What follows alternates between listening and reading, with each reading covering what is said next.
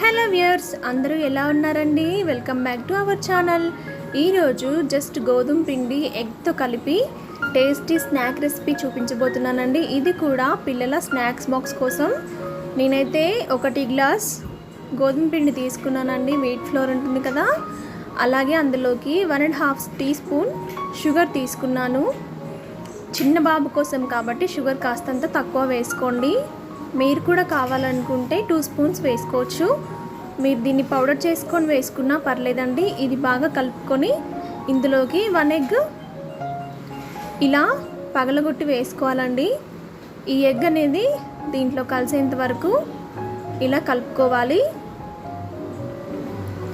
ఇప్పుడు ఇందులోకి వాటర్ని యాడ్ చేసుకుంటూ ఎక్కడ కూడా ఉండలు లేకుండా విస్కర్తో ఇలా కలుపుకోవాలండి.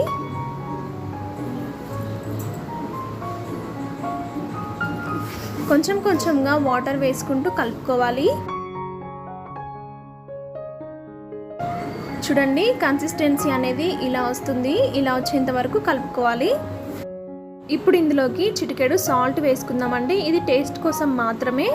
ఇది కూడా వేసుకొని బాగా కలుపుకొని మూత పెట్టి ఒక 10 మినిట్స్ పక్కకు పెట్టుకోవాలండి. 10 మినిట్స్ తర్వాత చూడండి, పిండి మనకి చాలా సాఫ్ట్ అవుతుంది. కన్సిస్టెన్సీ అనేది ఈ విధంగా ఉండాలి. ఇప్పుడు స్టవ్ మీద పాన్ పెట్టుకొని ఈ పాన్ మీద బటర్ కానీ ఆయిల్ కానీ అప్లై చేసుకోండి.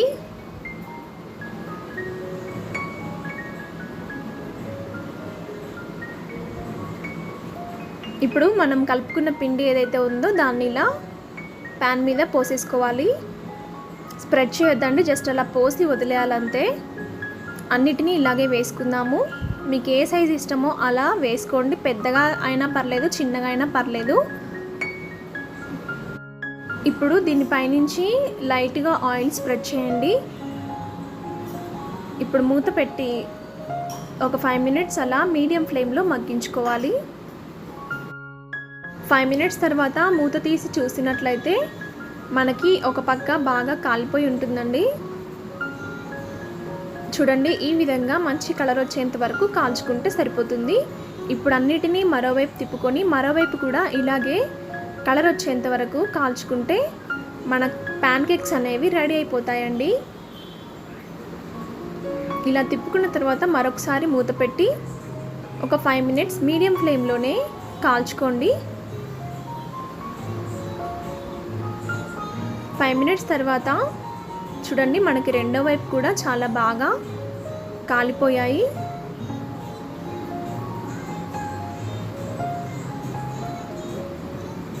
అంతే, చాలా ఈజీ కదా అండి. చాలా టేస్టీగా కూడా ఉంటాయండి. పిల్లలకి స్నాక్స్ బాక్స్లోకి ఇవి చేసి పెట్టండి, చాలా ఇష్టంగా తినేస్తారు. మా బాబుకైతే ఈరోజు స్నాక్ రెసిపీ ఇదేనండి. ఇలా చేస్తే తనకి చాలా ఇష్టం, చాలా ఇష్టంగా తినేస్తాడండి.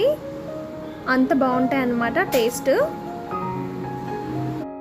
మనం ప్యాన్ మీద ఆయిల్ కానీ బటర్ కానీ ఏది వేసుకోకుండా కూడా ఈ ప్యాన్ కేక్స్ అనేవి చేసుకోవచ్చండి.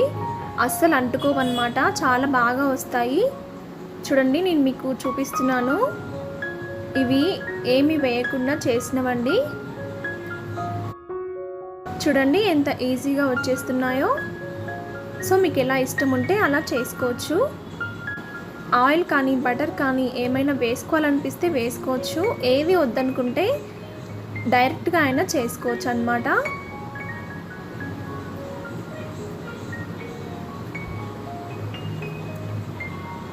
టేస్ట్ మాత్రం చాలా యమ్మీగా ఉంటాయండి. చాలా కలర్ఫుల్గా కనిపిస్తున్నాయి కదా. మనకైతే అన్నీ రెడీ అయిపోయాయి.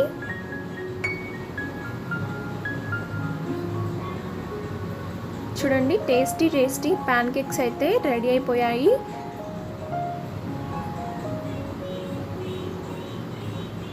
చాలా ఈజీ ప్రాసెస్. మీరు కూడా ట్రై చేసి ఎలా వచ్చిందో నాకు కామెంట్ చేయండి. నచ్చితే లైక్ చేయండి, షేర్ చేయండి. ఇలాంటి మరిన్ని రెసిపీస్ కోసం నా ఛానల్ని సబ్స్క్రైబ్ చేసుకోవడం మాత్రం మర్చిపోవద్దు.